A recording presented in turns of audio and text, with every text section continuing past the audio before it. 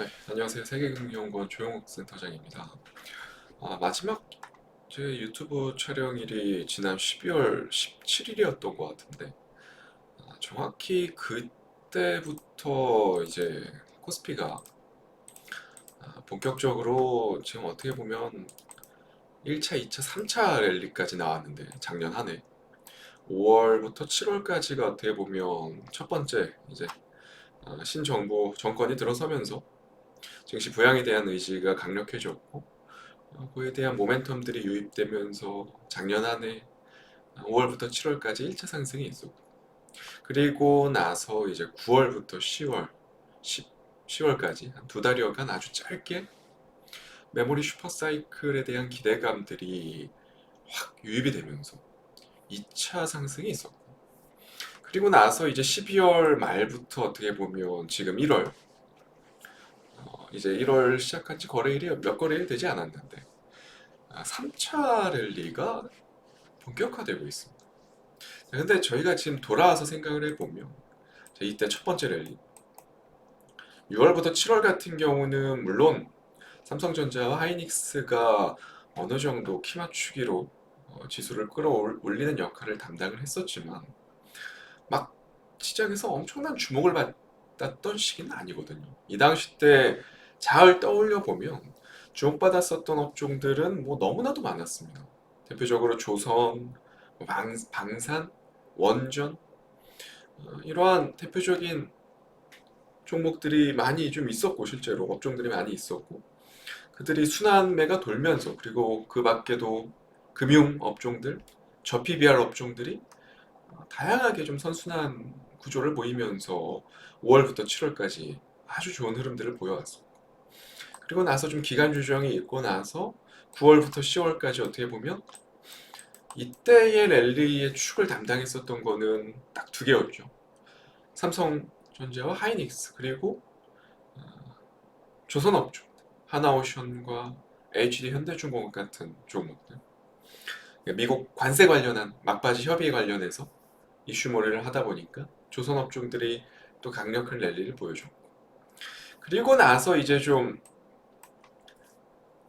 11월, 12월 기간 조정이 좀 이어지다 보니까 이번에도 기간 조정이 그래도 한 최소 6개월 정도, 짧게 뭐 한 4, 5개월 정도 가겠구나라는 생각을 많이들 했었는데 12월 말부터 다시 삼성전자와 하이닉스를 축으로 해서 시장은 순식간에 오늘 장중에 코스피 기준으로 4,600포인트에 붙여놨습니다. 물론 장중에 좀 밀리긴 했지만 그럼에도 4,550포인트까지 지수가 올라오면서 마감을 해줬고, 이번 3차 랠리에서는 다 아시겠지만 되게 압축됐습니다. 또 다양한 업종들에서 삼성전자와 SK하이닉스 그리고 현대자동차가 오늘 새롭게 합류를 했죠. 이게 뭐 말이 현대차지 사실상 현대차, 현대글로비스, 오토에버, 현대모비스, 현대자동차 그룹 계열사들을 다 합치면 시가총액이 3위죠. 이미 뭐 한 거의 한 150조 이상 나올 건데 현대차 그룹만 합쳐도 150조가 뭡니까? 기아 자동차까지 합치면 거의 뭐 200조에 육박할 건데, 그러면 사실상 시가총액 3위죠. 현대자동차 그룹까지 합치면 1위, 2위, 3위 삼성전자, 하이닉스, 현대자동차 그룹. 모든 시장의 수급들이 이들 그룹사로 다 몰리면서 지금 어제도 그렇고 오늘도 마찬가지고 시장의 하락 종목 수는 기하급수적으로 늘어나는 현상들이 나타났습니다. 코스닥 하락 종목 수가 1200 종목이 넘는 하루였고, 코스피 역시도 하락 종목 수가 3배수가 넘는, 시장의 질적인 측면은 매우 좋지 않았었던 시황이 어떻게 보면 오늘 수요일이었고, 뭐 물론 이러한 흐름들은 지난주부터 계속 이어져 왔는데 등락 비율이 이렇게까지 좀 심각하게 깨진 날은 오늘이 정점이었죠. 어떻게 보면. 자, 그 역할을 담당하고 있는 것은 결국 누가 뭐라 해도 삼성전자입니다. 삼성전자의 주가 흐름들이 어떻게 보면 물론 SK하이닉스랑 현대자동차 그룹까지도 수요일에 오늘 방송 찍고 있는 오늘 흐름들이 현대자동차 그룹까지도 좀 넘어왔는데, 그러니까 시가총액 최상위 종목들에 대한 쏠림 현상들, 실제로 수출로 돈을 벌고 있는 기업들로만, 그리고 올 한 해 돈을 많이 벌어올 수밖에 없는 기업들로만 수급들이 온갖 다 붙고 있다는 거. 거기에다가 삼성전자 같은 경우는 지금 얘기가 나오는 게 목표 주가 24만 원. 내년, 올해죠, 이제 26년, 그리고 내년 전망치들을 좀 땡겨오면, 그냥 맥쿼리 보고서인데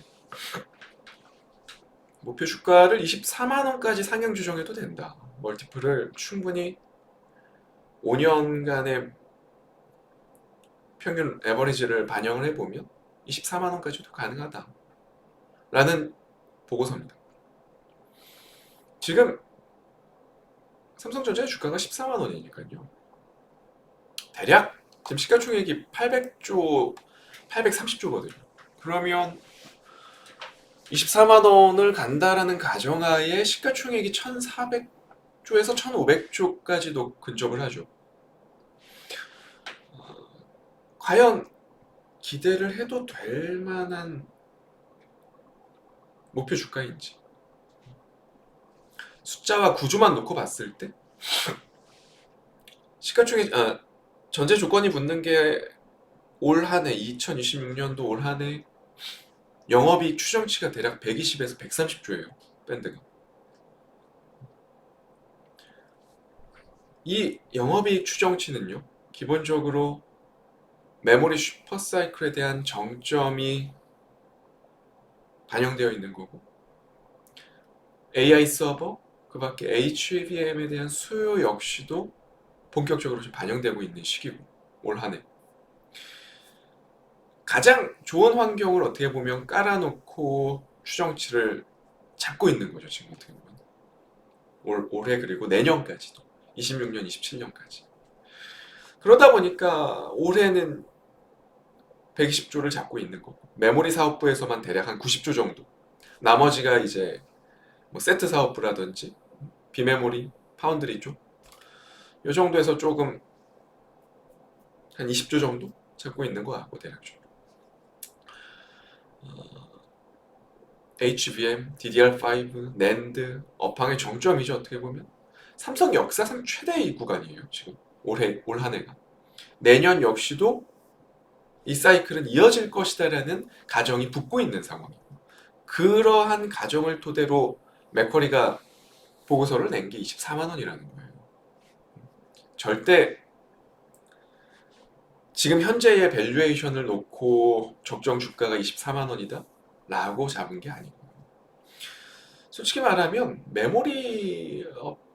메모리가 다죠. 거의 뭐 지금 삼성전자 입장에서는 세트 사업부 같은 경우는 돈이 안 되는 사업부고, 실제로 파운드리 역시도 작년 적자나 좀 해소했으면 다행인 수준이고, 메모리 영업이익이 거의 90에서 100조 정도 잡을 거예요. 대부분들 보고서들만 놓고 봤을 때. 근데 메모리 산업의 밸류에이션에 대한 한계점은 분명히 존재해요. 평균 멀티플 한 7에서 9배 정도 수준? 호황기 때, 지금처럼 호황기 상단이 한 10에서 12배 정도 수준이거든요. 그러면 지금 삼성전자의 시가총액 지금 얘기 나오고 있는 1,400조 정도? 높게는 1,500조까지? 분명히 좀 과도한 밸류에이션을 부여한 거는 맞다라는 거예요.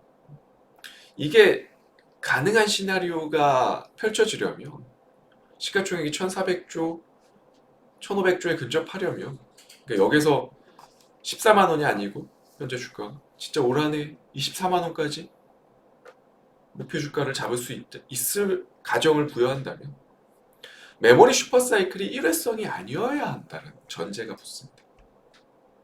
거기에다가 HBM 주도권을 엔비디아 이후 세대까지도 삼성전자와 SK하이닉스가 유지할 수 있어야만 하고요. 기본적으로. 그리고 아주 저마진인 세트 사업도 망하지 않았다라는 확인도 해야 되고, 파운드리 적자 역시도 축소가 되어줘야 되고, 단순히 메모리 사업부만 일시적으로 일회성 슈퍼사이클로 인한 영업이 120조, 130조 찍히는 게 문제가 아니고, 삼성전자가 더 이상 단순한 메모리 회사가 아니고 복합 반도체 플랫폼 기업으로 리레이팅이 되어야만 삼성전자의 시가총액이 1,400조, 1,500조 부여받을 수 있다는 겁니다. 단순히 메모리 멀티플로는 불가능해요. 올해 내년 일회성으로 메모리 사업부가 돈을 그렇게 많이 벌어들인다 한들 리레이팅 조건이 안 된다라는 겁니다. 그러면 어쨌건 그러한 부분들을 토대로 봤을 때 삼성전자 같은 경우는 지금 단기적으로는 분명히 부담스러운 가격권일 수밖에는 없죠. 어떻게 보면 아직까지 그 리레이팅에 대한 조건이 확인되지 않았으니까요. 이 방송이 오픈되는 목요일 삼성전자의 잠정 4분기 실적이 발표가 됩니다. 그거를 토대로 대략 유출을 해볼 수 있을 거고, 그 흐름을 토대로 삼성전자가 올 한 해 다양한 사업부에서 리레이팅에 대한 조건이 갖추어졌는지에 대한 여부도 시세에 반영이 될 거예요. 충분히 확인하고 접근을 하는 게 오히려 더 좋은 위치가 될 것 같고, 삼성전자에 대한 이야기가 좀 길어졌는데 좀 간략하게 마무리를 하고 오늘의 추천주 일진정입니다. 자, 결국에 메모리 슈퍼사이클 이후에 자금이 향할 수밖에 없는 곳들, 지난 12월 17일 방송에서도 풀어드렸지만 결국에는 그때 LS 일렉트릭을 좀 추천을 드렸었는데, 대규모 전력 인프라에 대한 투자는 필연적일 수밖에 없다는 겁니다. 실제로 일진전기에 대한 최근에 수주가 빗발치고 있는 상황이죠. 본격적인 증설에 대한 효과도 발생을 하고 있는 상황입니다. 지난 1월 5일 월요일이죠. 월요일날 2천억 가량 대규모 공급 계약이 체결이 됐고, 실제 이게 작년 하반기 내내 지금 계속 나오고 있고 수주가 쏟아지고 있는 그런 상황이고,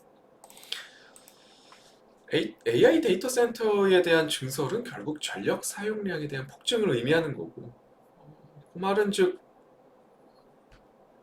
머지않은 송배전, 변압기, 전력기기 관련한 기업으로 자금이 이동할 수 있을 만한 여지가 있다라는 거거든요. 결국에는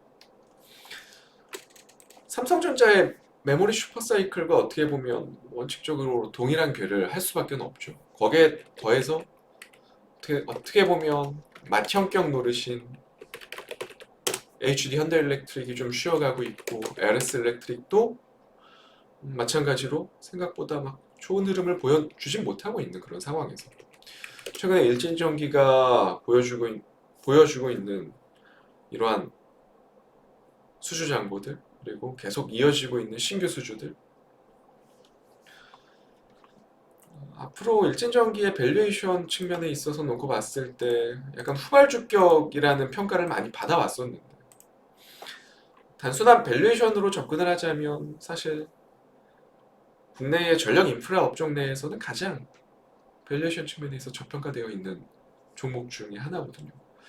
근데 프리미엄을 못 받았었던 이유는, 그동안 프리미엄을 못 받았었던 이유는 신규 수주에 대한 확신이 없었던 건데, 그 부분들이 어떻게 보면 지난 10월부터 따라붙기 시작했다는 것들이 어떻게 보면 일진전기에 대한 올 한 해 본격적인 추세 형성에 대한 자신감을 다시 좀 넣어줄 수 있을 만한 트리거가 되지 않겠나라는 생각이 들어서 오늘 공략주는 일진전기를 좀 가져왔습니다. 지난 12월부터 계속 좀 반도체, 뭐 AI, 한미반도체도 그렇고 최근에 잘 가죠, 한미반도체도. 그런 종목들 위주로 좀 추천을 계속 드리고 있습니다. 이게 시장 트렌드를 무시할 수가 없어요. 결국에 삼성전자, SK하이닉스와 연관되어 있는 종목들을 계속 다뤄야만 수익이 나오는 장이고, 그렇지 못하면 오히려 손실이 확대되는 시장입니다. 상당히 난이도가 높아요, 시장 난이도.